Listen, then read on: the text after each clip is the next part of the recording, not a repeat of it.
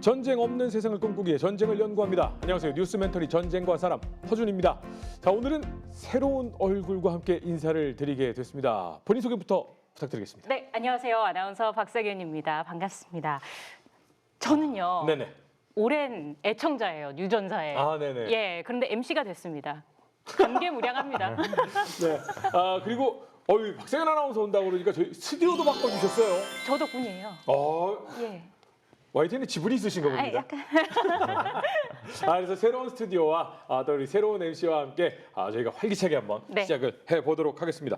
그런데 활기차게 시작을 했는데 활기차지 않은 소식으로 시작을 한번 해봐야 될 것 같습니다. 최근에 이스라엘 하마스 전쟁이 좀 심상치 않은 기류로 또 저희가 분위기가 전환이 됐습니다. 예멘 후티 반군이 홍해를 지나는 선박을 향해서 자꾸 공격을 감행하는 바람에 영국과 미국이 또 이 예멘 후티 반군을 향해서 공습을 시작을 했습니다. 네, 그렇습니다. 그래서 오늘 뉴전사에서는 예멘을 둘러싸고 벌어진 내전과 또 국제사회에 끼친 영향까지 짚어보도록 하겠습니다. 오늘 함께해 주실 두 분 소개해드리겠습니다. 박현도 교수님 그리고 임철균 연구원님 나오셨습니다. 안녕하세요. 안녕하세요. 네, 안녕하세요.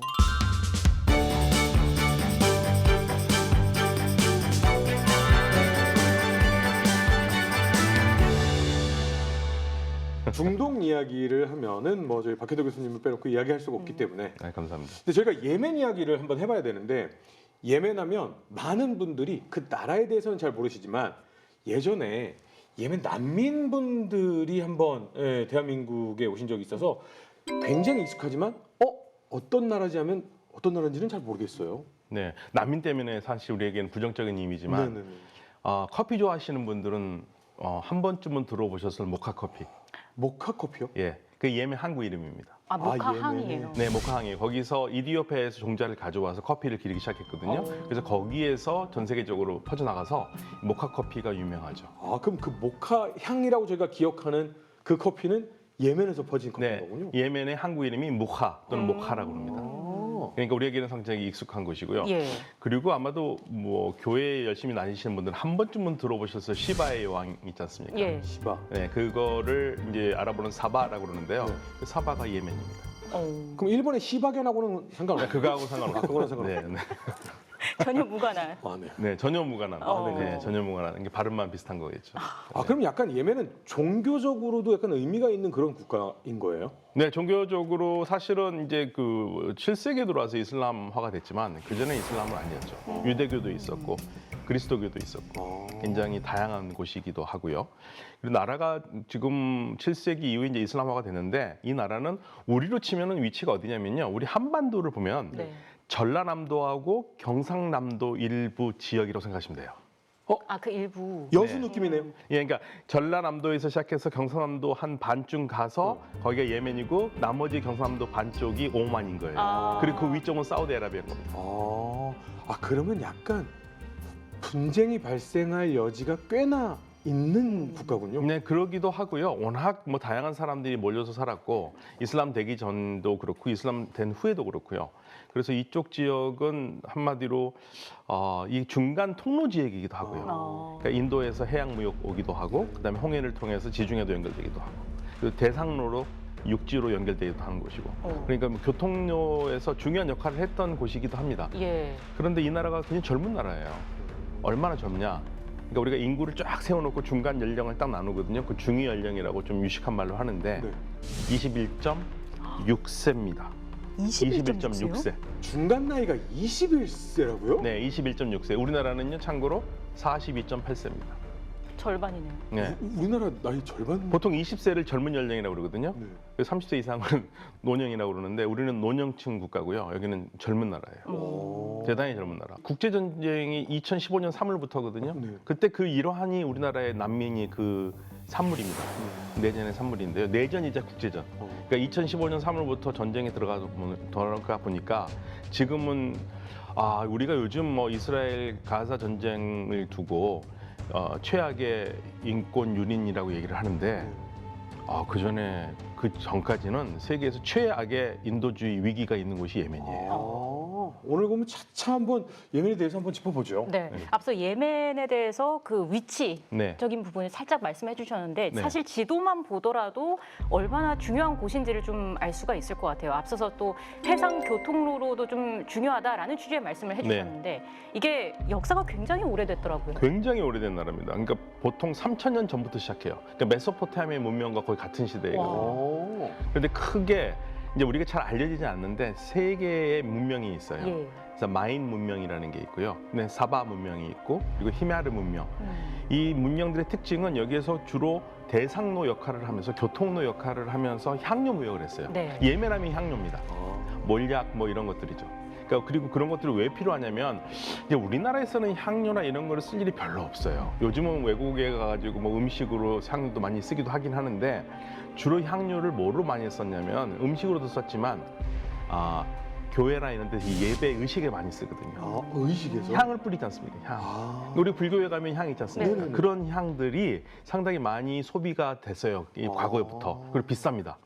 육두구 샤프란 뭐 이런 거. 예, 굉장히 비싸요. 그리고 이게 부가가치가 높아요. 아. 작고 부가가치가 높고. 그러니까 여기에서 예멘에서 주로 시작을 많이 했고요. 예멘에서 그러한 향로 대상로로 있었고 향로 대상로로 어디까지 하냐면은 예멘 남부의 동쪽 지점 쪽도 보면은 지금 이제 비르 알리라고 그러는데 네. 비르 알리라는 지역에서부터 어디까지 이 낙타 대상로로 가냐면 가사까지 예, 항로를 움직입니다. 아, 생각해보면 네. 지금도 유럽과 동양을 가르는 바다 해상 무역도 다 이 지역을 지나고 네, 그리고 육상 통로로도 보면은 유럽과 아시아를 다 가르는 이 육로를 다 갈 수 있고 네. 굉장히 무역로로서 발달할 수밖에 없어요. 네, 그래서 낙타 대상로가 굉장히 발전했는데요. 그 로마가 이쪽을 지배하면서 해상 무역이 더 발전합니다. 어. 해상 무역이 발전하고 그러니까 로마는 이 아라비아라는 지역을 크게 세 가지로 불렀어요. 네. 좀 멋있게 할게요. 네. 일단 사막이 많잖아요. 사막은 다 아시잖아요. 네. 그래서 아라비아 데세르타라고 합니다. 아라비아 데세르타 라틴어로. 아, 데저트. 예, 버려진 아라비아. 네. 우리가 많이 알고 있는 아라비아 사막이죠. 그리고 아라비아에서 우리가 페트라 들어보셨죠? 네. 페트라 돌 많고 하는데 네. 그 아라비아 페트라이아라고 불렀어요. 지금 페트라 있는 지역을. 네. 그리고 예멘을 뭐라고 부르는 줄 아세요? 왠지 좋은 이름으로 그렇죠. 불렀어요. 종으로 불렀습니다. 그리스 사람들이 유다이몬 아라비아라고 불렀거든요. 행복한 아라비아. 오. 그걸 그대로 라틴어로 번역해서 아라비아 펠릭스라고 불렀어요. 아. 행복한 아라비아, 해피 아라비아. 그러니까 그만큼 번성했던 곳이죠.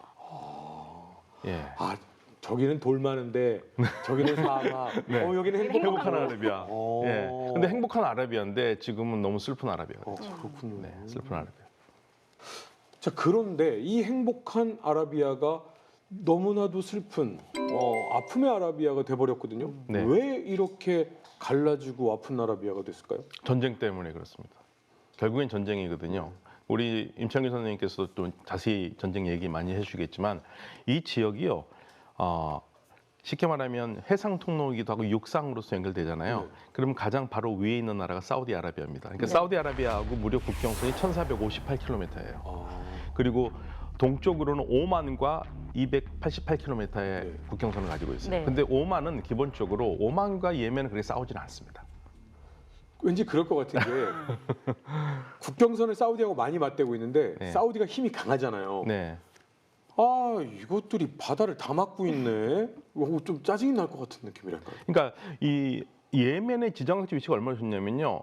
지금 후티 반군이 가장 문제를 일으키고 있는 게 아덴만과 바불 만답이라고 네. 그러거든요. 이 바불 만답은 해협이에요. 아주 좁은 해협 이름인데 이 이름을 좀 보면 바브라는 것은 문이라는 뜻이고 만답은 슬픔이라는 뜻입니다. 슬픔의 문. 왜 그랬겠어요? 많이 죽었거든요, 사람이. 거의 항해하다가 위험하기도 하고. 그래서 바불 만답이라고 불렀는데 여기를 통과해야지만이 아덴만에서 바불 만답을 통해서 홍해로 들어가고 홍해에서 수에즈 운하 쪽으로 가는 거죠. 완전 전략적 요충. 네, 여기 딱 막으려면 쉽게 말하면 통로예요.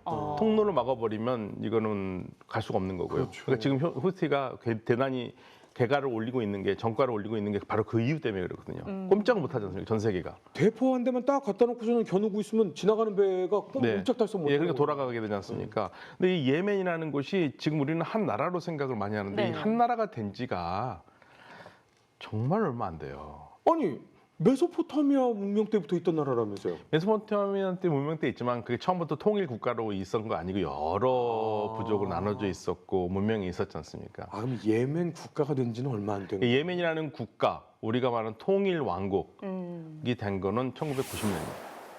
예? 네, 1990년. 30년밖에 안 됐어요? 네, 그밖에 안 됐습니다. 그리고 남북 예멘으로 나뉘거든요. 예. 근데 지도를 보면 남북 이게 왜 남쪽일까 생각이 들 정도로 맞아요. 거의 동서처럼 예. 보여요. 동서인데요? 그렇죠? 예, 거의 동서로 보이죠. 네. 근데 아덴이라는 수도가 남쪽에 바로 밑에 있지 않습니까? 네. 그래서 이제 보통 이게 남북으로 얘기를 하는데 북쪽과 남쪽으로 갈라져 있었고 90년대 그게 통일이 된 겁니다. 아, 그래서 저 사나가 수도인 지역이 북예멘인 거예요? 그렇죠. 아, 아덴이 수도였던 것이 남예멘이었고 그리고 이제 우리하고 반대 남쪽이 사회주의. 예, 애초에 북쪽은 예. 사회주의가 아니고요. 네. 그 분단의 배경도 좀 설명을 추가로 해주세요. 그러니까 여기 말씀드리면 이제 일단 우리가 이거 좀 예멘의 역사를 생각하면 이제 후시 반군 때문에 어쩔 수 없이 제가 언급을 해야 될 인물들이 있습니다. 네. 종교가 있어요. 이슬람교에서 쉬아파가 있잖아요. 예. 쉬아파 다 아시잖아요. 네. 이제 한국 사람들은 이제 쉬아파가 뭔지 알아요. 시아파, 수니파는 네, 이제 알아요. 많이 네. 들어봐서. 예, 그리고 쉬아파 하면 어떤 나라인지도 알아요. 네. 이란, 이라크, 네. 레바논, 대체적으로 중동에서는요. 네네. 예. 그런데 예멘의 북쪽에 있었던 사람들이 쉬아파인데 네. 이제 좀 심화 학습.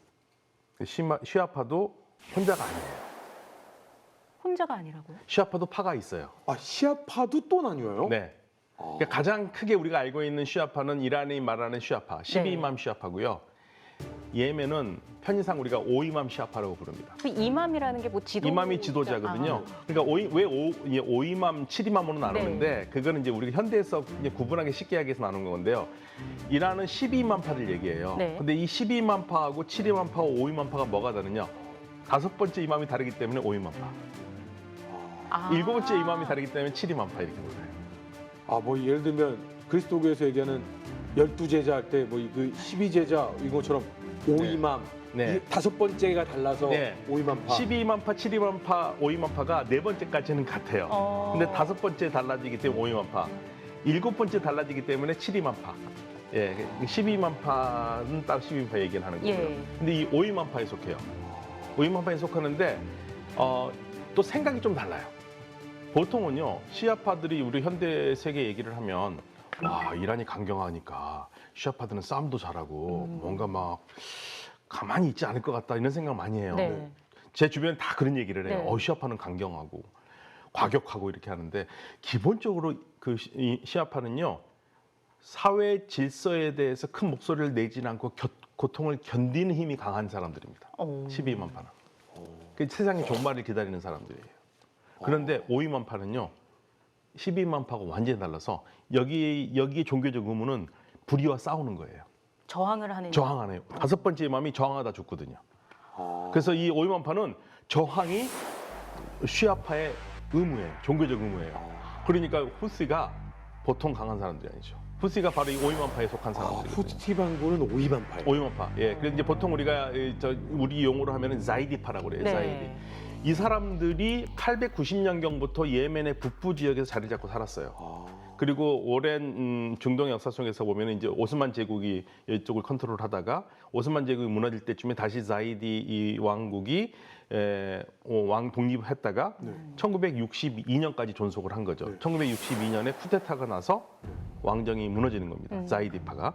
그리고 남쪽은 이 공산주의가 사회주의가 시작되는데 근데 그 전에 남쪽은 이미 영국이 1839년에 아덴이라는 곳을 점령을 해서 네. 인도의 일부를 영국이 다스렸던 곳이에요.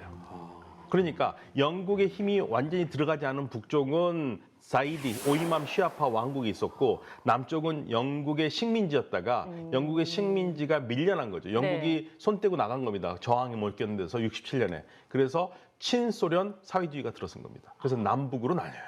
아, 그러면 남쪽은 이렇게 이슬람 세력이 강한 느낌이 아닌 거고 북쪽이 오이맘 이슬람 세력이 강한 지역이고요. 네, 네. 그러면 이란은 12만파인데 네. 5위만파하고는 파가 다르잖아요. 파가 다르죠. 그런데 지금 이란이 미국하고 사이가 굉장히 안 좋게 싸우고 있잖아요. 네. 근데 왜 5위만파가 지금 이란 편 들고 같이 싸우게 된 거예요? 둘이 가지고 있는 공통의 목표가 같으니까요. 아, 또 이때는 또 힘을 반미 반 이스라엘. 보통은 이럴 때는 첫째가 이렇게 좀 잘 규합을 시켜서 다섯째, 일곱째, 열째 이렇게 같은 편으로 해야 되는 거예요. 선생님 그렇게 말씀하시면 후시한테 혼납니다. 네. 그 동생이 아니에요. 오이모가 오래된 역사예요. 아, 동생이 아니에요. 아니, 오래된 역사예요. 표적이 되실 것 같은데요. 죄송합니다. 이슬람 네. 뭐 후티도 원래 처음부터 저렇게 공격적인 집단이 아니었어요. 교수님 그래요? 말씀처럼. 그러니까 이 예멘 내전의 시작의 뿌리를 거슬러 올라가 보면은 결국은 북예멘 왕국 내에서의 내전부터 사실 볼 필요가 있거든요. 북에서 그러니까 남북이 싸우기 시작한 게 아니라 북에서부터 네. 스스로 싸운 거예요. 교수님께서 지금 그 왕정이 쿠데타로 무너졌다고 말씀하셨잖아요. 그때 왕세자가 그 이슬람 학자한테 인정을 못 받았어요. 너 왕세자로 인정을 우리가 못해라고 정치적 정통성을 확보를 못했거든요. 종교 지도자가 왕정 지도자를 인정을 안 해줬다. 네. 그 상황에서 살라 대령이 쿠데타를 일으켜서 엎어버렸거든요. 그 다음에 이제 선포한 게 예멘 아랍 공화국이에요. 근데 여기서부터 이제 문제가 시작됩니다. 이 예멘 아랍 공화국이 생기기 전에 왕정이 있었잖아요. 이 왕정을 사우디아라비아, 영국, 미국이 지원을 해줘요. 왕당파 기존에 남아있는 세력을. 그리고 새롭게 들어서 예멘 아랍 공화국 세력을 이집트하고 소련이 지원을 해줍니다. 그러다 보니까 이 두 세력이 결국은 충돌이 발생할 수밖에 없겠죠. 여기서부터 이제 전면전이 붙어서 수년을 싸워요. 이게 북예멘 얘기인 거죠 지금. 네, 북예멘 북예멘. 얘기예요. 여기서 이제 나세르가 또 이 사람은 유나이티드 아랍 리퍼블릭이라는 꿈이 있었거든요. 그래서 시리아, 이집트, 나중엔 예멘까지 포함해가지고 다 자기가 왕처럼 이렇게 군림하고 싶어하는 욕심이 있었는데, 그러면서 이제 자유 예멘 운동이라는 것을 나세르가 지원을 해주기 시작합니다. 네. 그러면서 이제 이집트가 본격적으로 가담을 해줘가지고 국제 분쟁 비슷하게 비화돼서 싸우다가 사건이 하나 발생하죠. 이스라엘하고 6.1 전쟁에서 이집트가 대패하면서 병력이 절실하게 필요해진 거예요. 그래서 예멘에 당시 이집트가 6만 정도의 병력을 전개하고 있었는데 거기서 4만 남겨놓고 나머지 철수시키거든요. 그때부터 이제 이집트의 영향력이 약화되기 시작하면서 내전이 1차 북예멘 내에서의 내전이 종결이 됩니다. 이게 1차 예멘 내전의 불씨가 돼요. 네. 여기서 이미 한번 겪은 거죠, 부족들이. 민 선생님이 말씀하신 것 중에 우리가 지금 놓치지 말아야 될 건 있는데 지금 왕당파와 공화당파가 싸우잖아요. 네. 그럼 왕당파를 지원한 나라가 사우디아라비아지 않습니까? 예. 그렇죠. 사우디는 예. 왕권 국가니까. 공화당파는 이집트가 지원을 했습니다. 그렇죠. 공화당파. 네네. 예, 거기는 아랍 민족주의니까. 그렇죠. 왜 제가 이 말씀을 드리냐면 나중에 누구랑 전쟁을 합니까? 지금 미국이요? 후시 반군이 네. 지금 쉽게 말하면 그 예전에 왕당파라고 할 수 있거든요. 네. 그런데 지금 전쟁은 사우디아라비아가 후시를 때리는 거예요. 아. 그러니까 국제사회가 이렇게 이게 냉혹합니다. 과거에 분명히 왕당파를 지원했었는데. 사우디는 지원했지만 지금은 그 왕당파들과 사우디가 싸우는 거죠. 왜요? 싸웠던 거죠. 국제 정치 자기 이익 때문에. 그러니까 예멘이 항상 슬플 수밖에 없는 게, 네. 그러니까 저하고 허준씨하고 싸우면 둘이 싸움으로 끝나면 되는데 네. 주변에서 허 선생님 편과 제 편이 들어와가지고 같이 싸운다니까요. 그래서 싸움이 커져요. 안에 싸움이 끝나는 게 아니에요. 그것보다도 자기 영향력이지 않습니까?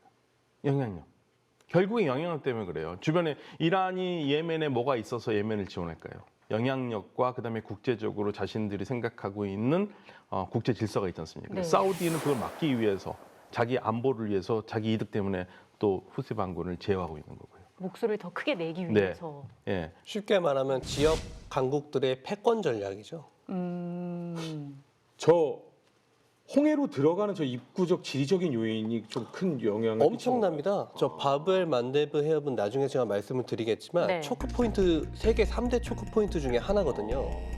저기만 틀어주면은 전 세계 국가를 쥐고 흔들 수 있어요. 나중에 제가 자세히 설명드리겠습니다. 정리를 해보면 옛날 옛적에 무역도 너무너무 잘 되고 유럽의 그리스인들이 아름다운 아라비아라고 불리우는 아주 행복한 부족들이 살고 있는 지역이 있었어요. 그런데 제국주의 시대가 넘어오면서 이 호시탐탐 노리던 사람들이 이 지역을 공략을 해서 남예멘은 제국주의 손아귀에 들어가고 북예멘은 왕정이 유지가 됐어요. 근데 제국주의가 떠나고 나서 남쪽은 공화국이 되고 북쪽은 왕정이 지배를 하게 됐는데 네. 이 왕정을 종교 지도자가 인정을 하지 않으면서 쿠데타가 일어났고 북예멘에서부터 내전이 시작됐어요. 이게 예멘의 아픔의 시작인 거죠. 네, 그러니까 62년에 쿠데타 나서 왕정에서 공화정으로 바뀌고 네. 그게 북예멘이고요. 네. 남예멘은 67년에 영국이 완전히 철수하면서 사회주의 공화국으로 가는 네. 거죠. 이제 이 아픔이 시작이 됐는데 그리고 나서 그러면 남예멘과 북예멘은 어떻게 됐습니까? 네, 그러니까 이제 북예멘에서는 왕정에서 공화정으로 네. 진통을 겪으면서 바뀌었어요. 네. 그래서 소위 말해서 북예멘 공화국이 성립이 됐고 네. 남예멘의 사회주의 공화국이 네. 성립됩니다. 그러니까 우리가 보통 우리 이제 입장에서는 남북이 갈려 있고 그래 보니까 둘이 또 엄청 싸웠겠구나, 네. 사이가 엄청 안 좋겠구나. 그렇지만 사실 그러지 않았어요. 그래요? 그런 싸움이 별로 없었어요. 대체적으로 평온했고요. 그러면 어떻게 그럼 통일을 했느냐? 통일은 의외로 생각지도 않게 옵니다. 소련이 무너지면서. 소련이 무너지니까 남예멘을 지원하던 소련이 무너지니까 남예면 내 마음은 갈 곳을 잃은 거죠. 그러면서 북쪽과 얘기를 하기 시작했고 결국에는 그 소련이 흔들리면서 통일의 물꼬가 터져요. 그래서 90년에 통일을 한 거죠. 그래서 예멘이라는 통일 국가는 1990년에 탄생을 네. 하게 된 거군요. 그리고 그때 대통령은 78년에 북예멘에서 대통령 자리에 올랐던 살레라는 대통령이 그때 이제 통일 예멘의 첫 대통령이 된 거고. 쿠데타를 통해서 정권을 잡았던? 이 사람은 그 쿠데타를 연 사람은 아니고요. 그 쿠데타가 이미 일어났고 네. 그 다음에 78년에 이 사람이 자연스럽게 아주 운이 좋게 대통령이 돼요. 아무튼. 예. 쿠데타를 일으켰던 그 사람은 살라고 네. 이 사람은 살레고. 이 살리흐라고 그러는데 보통 우리 살리라고 그러죠. 네. 네, 이 사람이 사실은 뭐 배운 것도 그렇게 많지 않고 거의 무학자거든요. 네. 예, 그런데도 아무튼 아주 탁월한 그 정치 감각이 있는 사람이에요. 78년 대통령이 되고 그래서 통일왕국의 첫 대통령이 됩니다. 잘 될 줄 알았죠. 네, 남북이 통일됐으니까 뭔가 잘 될 줄 알고 그러게요. 남쪽도 나름대로 자기의 기득권을 많이 포기한 거 아닙니까? 네. 예, 거기도 남쪽도 대통령이 있었는데 그런데 통일을 해가지고 자신이 남쪽 대통령이 2인자가 되고 1인자는 북예멘의 대통령이 돼서 통일왕국이 이뤘는데 네. 그러면 조금 북쪽에서도 남쪽을 더 생각을 해야죠. 지금 스토리상으로는 너무나도 행복한 엔딩이 1990년에 일어났는데 네. 뭐가 문제입니까? 그러니까 북쪽에서 남쪽을 쉽게 말하면 아는 거잖아요, 네. 같이. 예, 그러면 북쪽을 좀 더 많이 좀 생각을 해줘야 될 거 아닙니까? 그렇죠. 북쪽이 아무래도 좀 흡수합병을 한 것 같은 느낌이니까. 네, 느낌이. 그러니까 남쪽은 그걸 기대하는 거죠. 야, 우리가 좀 기득권도 내려놨으니까, 우리한테 좀 잘해주겠지. 정치라는 게 그렇지가 않죠. 내려놨으면 더 내놔야지. 살벌하네요. 내려놨으면 놓고 가셔야지. 그럼요. 그게 정치죠. 그래서 1993년 4월에 의회 선거를 했는데 여기서 이제 대통령이 이끄는 정당 GPC가 과반이 넘는 143석을 차지를 하고 이 남예멘 그리고 현 예멘 공화국의 부통령이 알비드가 이끄는 YSP가 69석을 차지를 합니다. 네. 그러고 나서 이제 개혁그룹 정당이라고 제3지대 정당이 하나 더 있었는데 이슬라 정당이 63석을 차지를 해요. 이게 투표로 결정이 된 거예요? 투표죠. 그럼 뭐 민주적이네요. 민주적인데 여기서 지금 안 그래도 과반인데 북예멘 기반의 정당이 143석인데 네. 이 개혁 정당이라는 이슬라 정당이 북예멘과 연합을 한 거예요. 연대를 해서 거여 야소 국면이 된 거죠. 극단적인. 근데 북예멘 측이 모든 걸 다 좌지우지할 수 있는데 그렇죠. 남예멘을 전혀 고려하지 않는 정책을 계속 밀어붙이는군요. 교수님 말씀대로 남예멘에선 대통령도 양보하고 많이 양보했는데 의회에서마저 자기들은 기득권을 다 뺏겨버린 거예요. 그러니까 여기서 이제 회의감을 품었나 봐요. 또 더군다나 그러면 먹을 거라도 좀 많으면. 그죠. 소련 붕괴하고 지원도 네. 끊기고 하니까 아무래도 많이 네. 굶주릴 경제라도 괜찮으면. 네. 경제는 또 엉망이거든요. 예멘은 경제가 좋은 적이 없습니다. 아주 과거에 그 왕국 시대 향료 무역할 때가 아마 제일 좋았을지도 몰라요. 좋은 적이 없어요. 근데 남북 통일이 돼서도 경제가 좋아지질 않아요. 그 시대가 또 90년, 93년 이때가 뭐 언제입니까? 90년에 그 예멘이 통일할 때 사담 후세인이 쿠웨이트를 침공했고 91년에 걸프 1차 걸프 전쟁이 나고 그러네요. 예, 그런 상황들이잖아요. 그러다 보니까 어떤 일이 생기냐면 사실 예멘의 많은 수입원들이 해외에서 들어오는 거거든요. 노동자로 나가서 일해서 돈 벌어오는 건데 노동자들이 들어와야지. 전쟁이 네. 나는데 어디서 일합니까? 예, 그러면서 이제 실업률도 올라가고 불만이 쌓이기 시작합니다. 그럼 언제쯤 타협을 좀 하게 되는 거예요? 그래서 1994년 2월 20일에 요르단 암만에서 양측의 대표가 만나가지고 네. 서약서에 서명을 하는 절충안에 타협을 해요. 그런데 그거는 서약서일 뿐이고 이미 부족 간에는 불신이 팽배해져 있는 쌓여 상태죠. 있는데. 이게 제1차 예멘 내전의 직접적인 불씨가 됩니다. 그러면 이 북예멘과 남예멘이 통일된 이후에 나 안 해 하고 내려가면서 1차 내전의 불씨가 팡 하고 튄 거예요. 그렇죠.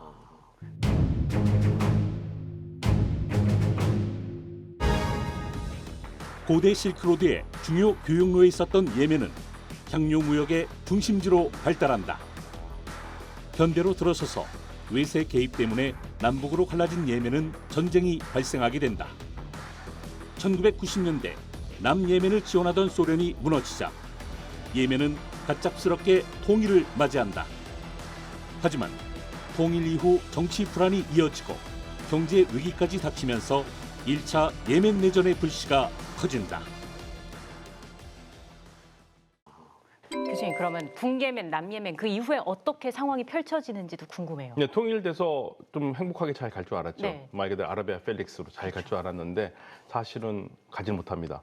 그리고 사실 못 간 여러 가지 이유가 있겠지만 문제의 원인은 항상 살레 대통령이에요. 이 북예멘 대통령 살레 대통령이 결국엔 나중에 보면은 이 모든 후티 문제에서도 모든 문제를 일으키는 사람인데 살레의 욕심이 굉장히 강하고 약속을 안 지킵니다. 약속을 안 지켜요. 약속을 안 그러니까 네. 안 그래도 남예멘은 우리가 다 내려놓고 의석도 다 뺏기고 했는데 우리도 좀 이것 좀 약속을 좀 지켜줘야 되는 거 아니야? 그런데 그런 것들을 좀 지키지 않는군요. 지키지 않고 그래서 결국에는 남예멘은 참다 못 참고 그냥 우린 독립하겠다. 계속 우리는 다시 독립하겠다. 옛날처럼 다시 가겠다. 네. 그래서 아덴을 수도로 해서 다시 가겠다 그러는데 또 북예멘이 그걸 받을 수는 없죠. 아니 근데 사실 갈라져 있을 때는 사이가 나쁘지 않았다면서요? 네, 그렇게 나쁘진 않았어요. 부딪힐 일이 그렇게 많지 않았어요. 근데 다시 갈라지는 게 서로 왕래도 했고요. 예. 서로 왕래도 했고 괜찮았어요. 그러니까 우리 생각하시면 안 됩니다. 남북 예멘하면 남북 예멘을 남북한으로 생각하시면 안 되고 그 동서독으로 생각하시면 안 돼요. 예, 여기는 의외로 사람들이 뭐 사상의 틀도 그렇게 강하지도 않았을 뿐더러 교통도 하고 나쁘지 않았어요. 싸움도 그렇게 많지도 않고. 하지만 네. 하나가 됐다가 독립한다고 하니까 그건 안 되지. 네, 그건 안 돼. 그러면서 다시 격렬한 이제 몸싸움을 시작하는 거죠. 그래서 이 남예멘이 아덴을 수도로 하는 새로운 공화국을 독립국왕을 얘기를 해요. 네. 94년 5월 달에요. 근데 북예멘이 가만히 있을 리 없지 않습니까? 이미 뭐 승기는 다 잡았다고 생각하니까.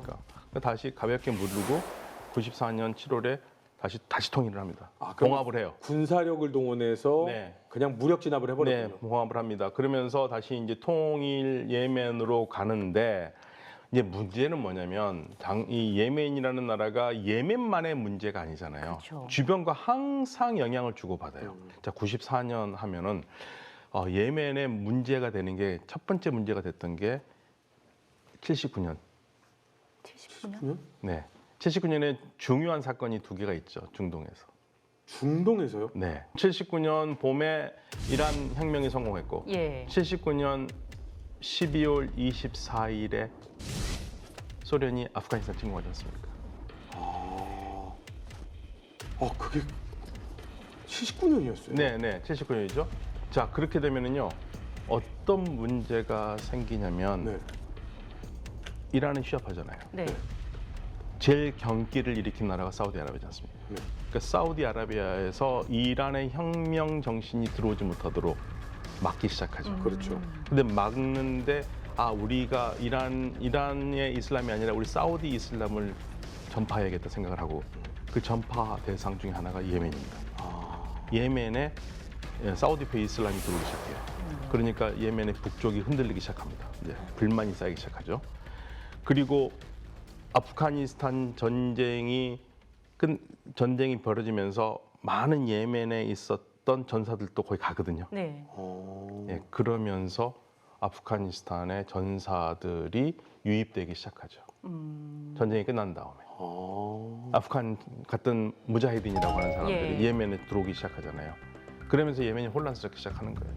아 그때 아프간에서 싸웠던 예. 전사들이 돌아오기 시작하면서. 예, 그러니까 안에서 사상적인 전쟁, 종교적인 불화가 있기 시작하면서 예, 흔들리는 상태고 이게 이제 복합적으로 이어지면서 통일된 다음에도 계속 안고 가게 됩니다.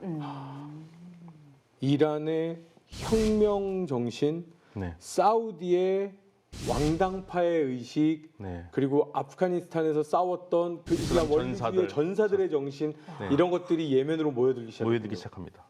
모여들기 시작. 아, 벌써부터 굉장히 네. 어지러지한 어지러지하죠. 느낌이네요. 네, 네, 그럼 여기서 그 앞서 말씀해 주셨던 그 후티 반군에 네. 대해서도 맞습니다. 자세하게 거기서 얘기해 그 상황 속에서 후티 반군이 나오는 예. 거예요. 그 후티 반군은 여기서 어떤 정신을 이어받은? 어떤 정신을 이야기하냐? 후티는 이제 불만스러운 겁니다. 왜냐면요, 후티 반군의 그 요충지가 그 사우디아라비아하고 국경을 맞댄 사우다 지역이거든요.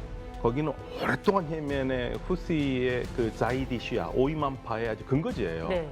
그런데 그쪽에 사우디의 영향을 받은 사람들이 사우디표 이슬람 운동을 시작해요. 79년 이후부터.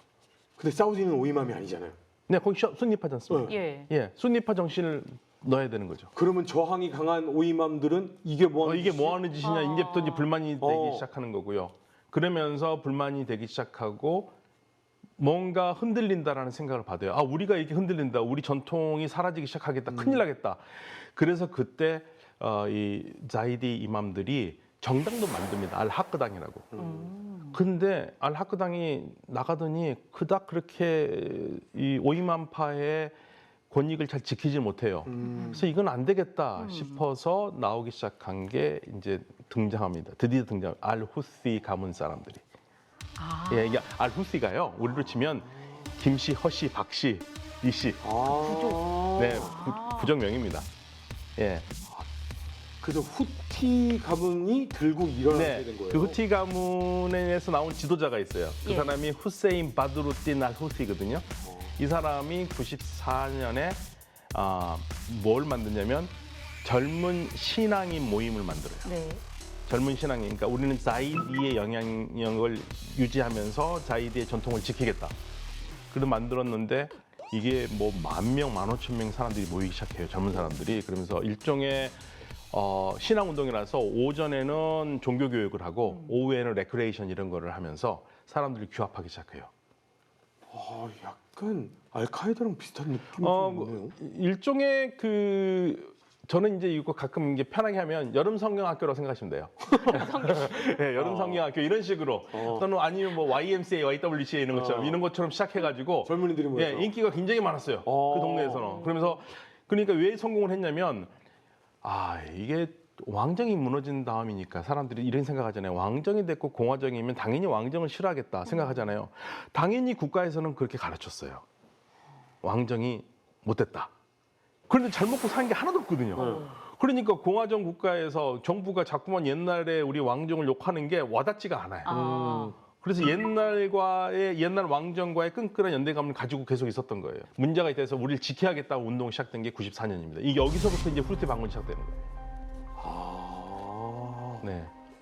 처음으로 제대로 후티 반군에 대해서 이해했어요. 네, 예. 후티 반군이니까 정치로 시작한 게 아니에요. 이 사람들은 우리 문화를 지키겠다. 우리 것이 좋은 것이요. 그 약간 김씨 부흥 운동 약간 이런 느낌인 거잖아요. 아니요. 그 지도자의 이름이 알후시라서 그런 거고 그때는 그 후시라고 안 그랬어요. 젊은 신앙인 모임이에요. 네, 젊은 신앙인 모임. 근데 지금은 약간 후티 반군 그 김씨가 주동을 했기 때문에 네. 자꾸 김씨 얘기하니까 진짜 김씨 같은데 지금은 아예 그 후티 씨가 주동이 돼서 이렇게 됐으니까 후티 반군이라고 하지만 그 후시 반군을 우리가 부르는 이유가 나옵니다. 이제 조금 있으면. 또 있어요. 네, 이유가 나옵니다. 그래서 이 그룹이 우리 것이 좋은 것이요. 이거를 하는 사람들이었어요. 우리 것, 우리 자이디, 오임함 시아파께 좋은 것이야. 이거 놓치면 안 돼. 우리는 이거 지킬 거야. 네, 이거를 갖고 갔던 젊은 신앙인들의 운동이 시작된 겁니다. 오이맘 전통 보존 부흥회. 그렇죠. 예. 오임함 전통학교. 예. 네, 그렇게 생각하시면 됩니다. 그게 젊은이들 사이에서 막 유행을 하기 시작했군요. 네. 자 그런데요. 후티 반군이 이제 젊은이들이 막 이제 이 예전 것이 좋은 것이요 막 분위기가 나쁘지 않았거든요. 근데 지금 저희가 기억하는 바라보고 있는 후티 반군은 굉장히 폭력적이고 어떻게 보면 테러 단체로 인식을 좀 하고 있잖아요. 이렇게 바뀌게 된 건 왜 지금 이렇게 된 거예요? 미국의 이라크 침공이 컸습니다. 2003년 이라크 침공을 했지 않습니까? 네. 사실은 명물 없는 전쟁이거든요. 왜 들어가야 됐는지. 그때 뭐 대량 학살 무기 뭐 이런 얘기 있었죠. 네, 대량 살상 무기를 제거한다고 들어갔는데 대량 살상 무기는 사실은 발견하지 못했고요. 그런데 그것보다도 더 중요한 것은 이라크에 진주한 미군들이 이라크 사람들의 가한 여러 가지 폭력적인 모습들. 그래서 우리가 전 세계 테러를 공부하는 사람들이 2003년을 교과서로 삼는 이유 중에 하나가 2003년에 미군들이 이라크 사람들을 대하는 그러한 잔인한 사진들이나 동영상을 보고 그 SNS에 많이 네, 퍼졌었어요. 그러면서 유럽의 자생적 테러가 시작됐고요.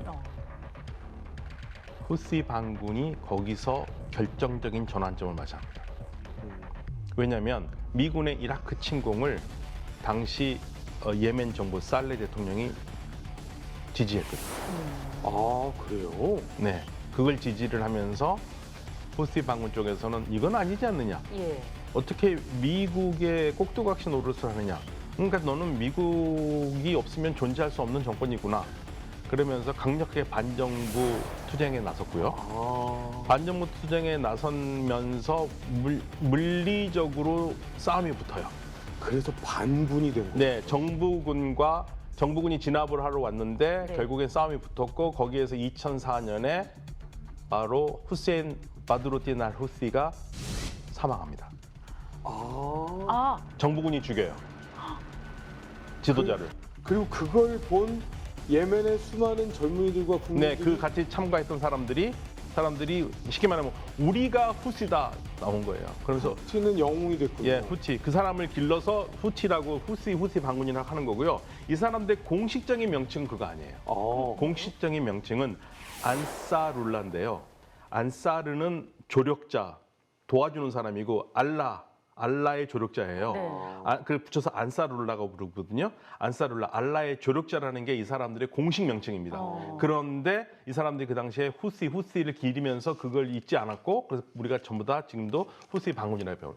아, 우리는 후티를 기린다라고 하는 네. 사람들이 모여서 네. 계속해서 반정부 운동을 네. 펼치니까 그러니까 이 사람이 알후시가 잘못 오해하면 이 사람들이 반군이 전부 다 성이 후시인가 보다 이렇게 생각할 수 있는데 그게 아니라 그 사람을 기리는 겁니다. 그러면서 본격적으로 싸움이 시작되는 거예요. 근데 살레는 왜 그때 미군 지지 성명을 한 거예요? 살레는 사우디아라비아 편이거든요. 사우디아라비아와 연결돼 있었고 사우디아라비아가 도와주지 않으면 정권이 어려운 상황들이에요. 네. 그러니까 이 알라의 조력자라는 이 후티 반군 집단은 무조건 미국에는 반대 네. 이런 사상을 갖게 된 거고 네. 지금도 뭐 5이맘이건 뭐 12맘이건 모르겠고 미국 그럼 반대편. 네, 그러니까 그 후시 반군은 기본적으로 가지고 있는 그 구호가 5가지가 있어요. 네. 제일 첫 번째 구호가 알라는 가장 위대하시다. 예, 그다음에 두 번째 구호는요, 미국에게 죽음을. 세 번째, 이스라엘의 죽음을. 유대인에게 저주를. 그리고 마지막에 이슬람의 승리거든요. 이게 이슬에 아주 딱 박힌 구호고요. 이게 비행기에도 붙어 있어요. 전투기에도. 예, 이 구호가. 이들이 가지고 있는 구호입니다. 강렬한 반미주의, 강렬한 반이스라엘. 강렬한 반미주의. 안 바뀔 것 같아서 걱정이에요. 이게 그 후티 반군이 어쨌든 힘이 상당한 거잖아요, 이게. 그렇죠. 그 어느 정도예요? 규모나 뭐 무기나 이런 게 어느 정도인가요? 우리 시청자 여러분들께서 생각하실 때는 후티 반군 하면 네. 어디 뭐 RPG나 쏘고 다니고 AK 소총이나 들고 다니는 정도로 그렇게 생각하시잖아요. 이 사람들은 거의 준국가 세력에 준하는 군세력을 보유하고 있습니다. 국방부 예멘 정규군에 소속돼 있는 병력이 육군이 6만 명, 그리고 해군이 1,700, 공군이 3,000명, 반공군이 2,000명, 예비군이 7만 1,200명이 있고요. 우리의 경찰력에 해당되는 내무부에 소속된 병력이 5만 명 정도 더 있습니다.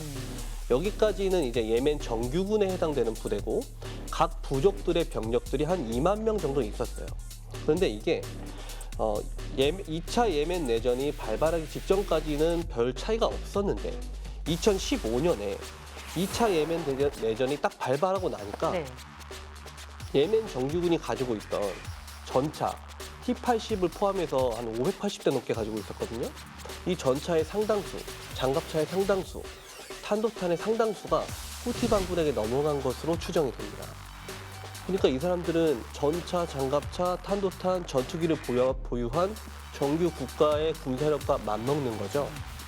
거기에 있다가 이제 2014년까지만 해도 6만 명을 유지하고 있던 예멘 정규 육군의 병력이 내전 발발하고 나서 1만에서 2만으로 줄어들거든요. 근데 후티 반군의 병력은 2만에서 3, 4만 이상으로 갑자기 올라가요. 그러니까 이 줄어든 병력들의 상당수가 후티 반군에 가담을 한 것으로 지금 평가가 되고 있는 거죠. 아마 저 장비들을 끌고 후티 반군으로 가담을 했을 겁니다. 근데 아무리 사람들의 지지를 얻는다고 해도 군사력이라는 거는 돈 없이는 운영이 안 되잖아요. 그러면 이 후티 반군은 어디에서 지원을 해요? 어디서 지원할까요? 저는 안 했는데요. 반미 국가에서 지원을 해요. 그렇죠. 반미 국가 쪽에서 지원한다고 봐야 되고, 그래서 미국이 항상 이 후시 반군을 다시 이제 테러 집단으로 재지정을 했는데, 재지정을 하는 게 사실은 중요한 게 아니라 이 돈줄을 다 차단하는 거죠. 예, 그 전에는 돈줄을 다 차단했었다가 다시 풀어줬었는데 주로 무기나 이런 것들은 이란에서 온다고 믿고 있습니다. 네. 근데 이게 기본적으로 차단이 안 돼요. 왜냐면은 이란이 저걸 줄 때 그냥 대놓고 이렇게 주지 않거든요. 그렇겠죠. 모든 어선을 검문 검색을 할 수는 없잖아요. 네. 어선 선창 밑에 숨겨서 오는 거를 어떻게 찾아요? 그래서 그게 걸린 사례가 몇 개 안 되는 사례가 있긴 있습니다.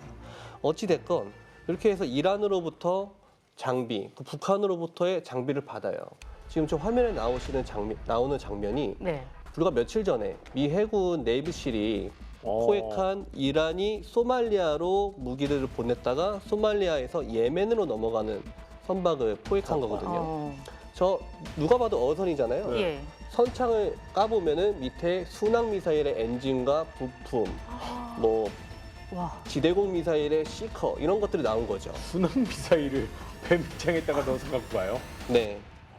그러다 보니까 지금 저 예멘, 후티 반군의 군사력이 주변국에 비해서 강하다고는 볼 수 없지만 저 사람들이 갖고 있는 탄도탄들, 지금 화면에 보이는 지도가 예멘의 수도 사나를 중심으로 해서 탄도탄 전력들의 사거리를 제가 도식을 한 건데 네. 자세히 보시면은 홍해의 대부분이 들어오죠. 그리고 사우디아라비아의 대부분의 석유화학 시설과 주요 도시가 사거리 안에 들어오는 것을 알 수 있습니다. 그리고 바브엘 만데브 해협을 중심으로 해서 지금 밑에 보이는 미사일 전력들이 있거든요. 네. 이게 지금 후티가 가지고 있는 왼쪽에 보이는 것이 대함 탄도탄 미사일들이고 오른쪽에 보이는 게 지대함 미사일들입니다. 저 중에 C801이라고 써져 있는 것은 중국이 준 것이고요. 좌측에 안티시 발리스틱 미슬이라고 써져 있는 것 중에 상당수는 이란이 준 것입니다. 지금 가장 문제가 되고 있는 장거리 순항 미사일이죠. 저 쿠드스원의 엔진 부분을 북한이 이란한테 수출을 해주고 이란이 기존에 소련이 가지고 있던 KH-55 계열의 순항 미사일을 개조를 해서 거기에 북한이 판 순항 미사일 엔진을 결합해가지고 만든 보급형 순항 미사일이에요. 가격이 좀 저렴한데 저거를 후티 반군에게 대량으로 공급해주고 있거든요. 그러니까 저런 게 석유 기반 시설이나 이런 거 때리면 엄청난 피해를 주는 거잖아요. 그렇죠. 아, 참. 거기다가 그 화면에 보이시는 저 드론 전력들도 결코 무시할 수 없습니다. 네. 그런데 자세히 보시면 드론들이 그렇게 크지가 않죠. 네. 우리가 알고 있는 글로벌 호크나 그런 거대한 드론은 보이지 않잖아요. 그러다 보니까 후티가 저 드론을 가지고 어떤 정찰 활동을 하기에는 너무 감시 정찰의 범위가 작은 거예요. 그래서 이란이 저 바벨 만데브 해협 앞에 있는 아덴만 인근에 첩보 수집함 샤비즈를 띄워놓고 저기서 첩보를 수집을 하고 있습니다. 네. 저 함선은 이란이 민간 화물선을 사들여가지고 신호 정보를 수집하는 함선으로 개조를 한 거거든요. 저게 지금도 아덴만에 떠 있어요. 저게 아덴만에 떠 있으면서 바벨 만데브 해협 쪽으로 진입하는 함선들을 다 일일이 캐치해서 후티한테 이것 쏴, B는 쏘지 마, C는 쏴 이렇게 전파를 해주고 있는 거죠. 그래서 상대적으로 후티가 꽤 높은 명중률을 보이고 있는 거예요. 네. 뒤에 이란이 이렇게 있는 거고. 그렇죠. 그러면 미국이 가만 있는 게 좀 이상하지 않나요? 그럼 저 배를 미국이 때리는 게 정상 아닌가? 근데 저 샤비즈를 때리면은 네. 이란과의 전면전에 빌미를 제공할 수 있잖아요. 그러다 보니까 미국은 섣불리 저 샤비즈를 가지고 어떻게 할 수가 없는 겁니다. 그리고 저 샤비즈가 후티에게 정보를 줬다는 직접적인 증거가 또 나온 게 없으니까 저거에 대한 납부 작전을 수행하기가 굉장히 껄끄러운 상황인 거죠. 미국은 직접적인 증거 없어도 뭐 하지 않나요? 직접적인 증거 없어도 할 수 있겠죠. 그런데 그만큼 이란이 껄끄러운 존재인 거예요. 괜히 확전을 해서 확전을 할 경우에는 이란이라는 국가가 가지고 있는 국가의 힘이 네. 그냥 이란으로 끝나는 게 아니거든요. 전 지역이, 쉽게 말해 아라비아 전 지역이 쑥밭이 될 수가 있어요. 지금 현재 중동에서 이란이 가지고 있는 아랍 세계에서의 힘이라는 게 정말 이란과 전면전을 하면 이 아랍이 중동이 똘똘 뭉칠 정도로 강한 건가요? 똘똘 뭉쳐도 1대1로 싸우면 못 이기죠. 이란한테는. 미국의 지원이나 외부의 지원 없이는 이란한테 이길 수가 없습니다. 불가능합니다. 아, 이란이 그렇게 강해요? 그러니까 이란이 강한 것도 있지만 아랍 국가들이 국방력이 안 돼요. 자국 병력이 안 되니까. 자, 이란이라는 나라는 전 국민이 8,500만이지 않습니까? 네. 아랍 다 합쳐봤자 5천만밖에 안 돼요. 근데 군인 수가 아랍의 가장 큰 취약점이 뭐냐면 지상병력이 터무니없이 부족해요. 거기다가 이란의 위치는 저 자체가 천혜의 요새입니다. 네. 이란의 서쪽 국경 이라크하고 맞대고 있는 지역들은 지도를 보시면 아시겠지만 대부분이 험준한 산악 지역이에요. 그래서 지상군이 저걸 직접적으로 돌파하기가 상당히 어려워요. 그렇다면 해상으로부터 아랍에미레이트라든지 오만이라든지 이런 곳에서 출발한 함정들이 네. 호르무즈 해협을 통과해서 이란의 상륙 작전을 해야 되는데 저 호르무즈 해협 자체가 천혜의 요새입니다. 저기에는 이란 해군의 촌본산인 반다르 아바스 기지 저 섬인데 저 섬 뒤쪽에 있는 게 반다르 아바스 기지인데 저 섬 앞으로 엄청난 난수계들이 분포해 있어요. 네. 그래서 잠수함들이 매복해 있는 걸 찾기가 대단히 어렵습니다. 그래서 이란이 갖고 있는 고속정이나 잠수함이나 이런 것들이 어뢰나 함대함 미사일을 쏘고 도망가 버리면 잡을 방법이 없어요. 거기다가 기뢰라도 몇 개 부설해 보이면 저 호르무즈 해협은 곧바로 차단되거든요. 네. 상륙 작전이 들어가기도 어렵습니다. 그렇다고 항공기를 집어넣기가 쉽냐? 이란의 저 엄청난 산악 지역 어디에 지대공 미사일이 숨어 있을 줄 알고 저게 스텔스기가 아니면은 들어가서 작전하기가 대단히 어려운 거죠. 약간 이해가 가네요. 지금 이란이 미국을 향해서 이스라엘 향해서 계속해서 큰 소리를 치고 있지만 이란도 밖으로 나오기 어렵고 미국도 이란을 공격하기 어려운 힘의 균형인 상태. 이건 양쪽 다 깨기 힘든 상황이군요. 그러니까 이란이란 더 우려되는 건 이란이 이제 핵무장 능력을 갖춰나가고 있는 것으로 의심된다는 거죠. 네. 그러니까 이란이라는 나라는요 지형적으로 알보르즈 산맥과 자그로즈 산맥이 딱 안고 있는 형태거든요. 분지 형태거든요. 그러니까 밖에서 들어오기가 상당히 어렵습니다. 그리고 뭐 다른 거 할 거 없이 이라크가 이란을 침공을 했는데 8년 동안 땅을 한 치도 못 뺏었지 않습니까? 그 강한 미국의 온갖 지원을 받았으면서도 그거 보면 다 나오는 거죠. 후티 반군이 자리를 잡은 이후에 알카에다가 등장을 합니다. 그러니까 2004년에 후티 반군의 지도자였던 후세인이 죽지 않습니까? 네. 그런데 이미 2004년이면은요, 2001년에 미국은 9.11 테러 공격을 받았고, 그보다 1년 전인 2000년에 예멘의 알카에다가 미군 군함을 자살폭탄 공격을 해서 미군들이 무려 17명이나 죽습니다. 상당히 일찍 발생한 사건이었군요. 네, 아덴항에 있었던 미군 군함 콜호에 자살폭탄 공격을 하거든요. 예멘의 알카에다. 이게 도시라면 이해를 하겠는데 네. 군함이에요. 네, 군함을 공격을 합니다. 그래서 미군 잔병 17명이 죽었고요. 그리고 지금 제일 사실은 알카에다 중에서 공포스러운 존재가 알카에다 아라비아 지부가 있거든요. 네. 알카에다 아라비아 지부는 알카에다 사우디와 알카에다 예멘이 합쳐서 2009년에 만든 거예요. 예멘에 자리 잡고 있어요. 지금도 이들이 또아리를 틀고 있습니다. 근데 왜 공포스러워요? 제일 공격적이에요. 제일 공격적입니다. 모든 알카에다 네. 중에서 제일 공격적이에요. 모든 서방 관련된 기구라든지 사람이라든지 이런 걸 무차별적으로 공격을 하거든요. 네, 그 공포스러워. 지부별로도 공격성이 달라요? 지금은 가장 지금 완벽한 조직을 가지고 있죠. 그러니까 아라비아 오랫동안 그리고 그만큼 예멘 지역이 중앙 정부가 없지 않습니까? 지금 현재 컨트롤을 통제할 수가 없는 거죠. 영화나 드라마 같은 거 보면 어린 시절부터 교육을 시키고 그리고 또 좀 나이가 들어서 청년이 되면 전사가 돼서 싸우러 나가고 그리고 또 주변에서 이 가족들이 죽는 걸 보고 복수심을 다지고 막 이런 드라마나 영화들이 많이 있잖아요. 실제로 그렇게 전사가 돼가는 과정이 그런 지부들에 펼쳐지는 거예요. 그 사람들은 어렸을 때부터 교육을 그렇게 받죠. 그러니까 이슬람 교육을 한쪽으로 편향되게 받는 겁니다. 그러니까 이슬람 교육을 제대로 받은 사람이 전사가 되긴 어려워요. 네. 그러면 원래 이슬람의 교육은 그렇게 전투적인 전사 막 목숨을 내던지는 이렇게 교육받지 않아요? 그건 딱 이렇게 말씀을 드리고 싶은데요. 지금 뭐 이슬람 전사라고 하는 사람들, 자기 이슬람이 제일 훌륭하다고 얘기하는 사람들, 이슬람을 제대로 배운 사람 아무도 없습니다. 네, 제대로 된 교육기관에서 이슬람 종교 교육을 받아본 사람 없어요. 네, 그런 사람들은 그렇게 못합니다. 편협한 사고가 네. 되는 거군요. 네, 편협하게 주입을 해야지만이 가능한 거죠.